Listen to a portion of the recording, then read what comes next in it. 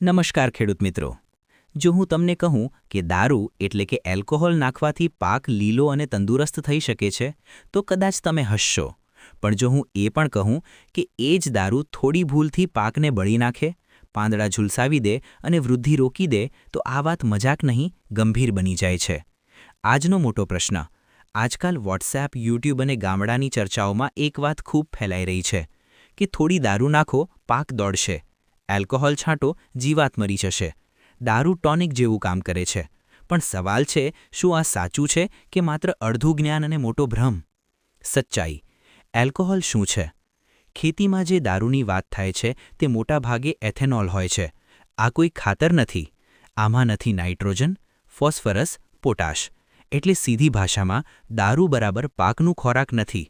Warning, છોડ પર શું અસર થાય? જ્યારે એલ્કોહોલ છોડને લાગે છે તો 1. કોષની દિવાલ નબળી પડે, 2. પોષક તત્વો બહાર નીકળી જાય, 3. એન્ઝાઇમ્સ બગડે, 4. પાણી ખેંચી લે એટલે કે ડિહાઇડ્રેશન, પરિણામ નીચે, 1. પાંદડા સુકાય, 2. ઝૂલસે, 3. વૃદ્ધિ બંધ, 4. ફૂલ ખરે એટલે ફ્લાવર ડ્રોપ। તો કેટલાકને ફાયદો કેમ દેખાય? આ છે સૌથી મોટો ભ્રમ। જ્યારે ખેડૂત ગોળ, છાશ, ફળ વગેરેથી ઘોલ બનાવે છે તેમાં થાય છે ફર્મેન્ટેશન અને એમાંથી બને છે સારા બેક્ટેરિયા, ઓર્ગેનિક એસિડ, એન્ઝાઇમ્સ। અસલી ફાયદો આમાંથી આવે છે, એલ્કોહોલમાંથી નહીં, પણ લોકો ગેરસમજથી ફાયદો દારૂને આપી દે છે। જીવાત પર અસર? એલ્કોહોલ શું કરે છે?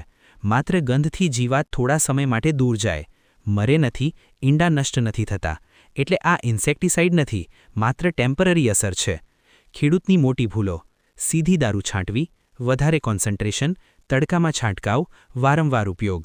પરિણામ: 1. પાક બળી જાય, 2. વૃદ્ધિ અટકે, 3. જમીનના સારા જીવાણુ મરી જાય।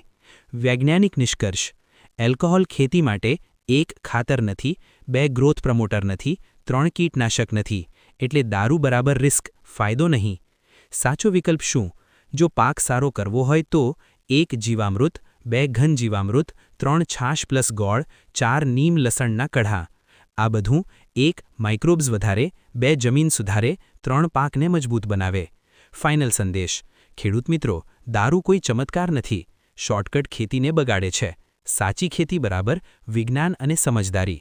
જો આ માહિતી ઉપયોગી લાગી હોય તો વિડીયોને લાઇક કરો, બીજા ખેડૂત મિત્રો સાથે શેર કરો અને ચેનલ સબસ્ક્રાઇબ કરવાનું ભૂલશો નહીં। ધન્યવાદ।